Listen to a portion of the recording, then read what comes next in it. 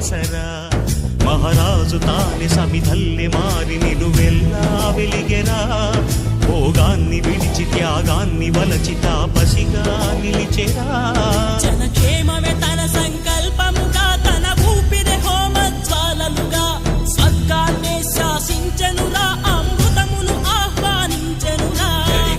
జాడతో ఈ వేళ జన జీవితాలు చిగురించేలా కాలసీమలో ఈ వేళ రతనాల ధారలే కురిసేలా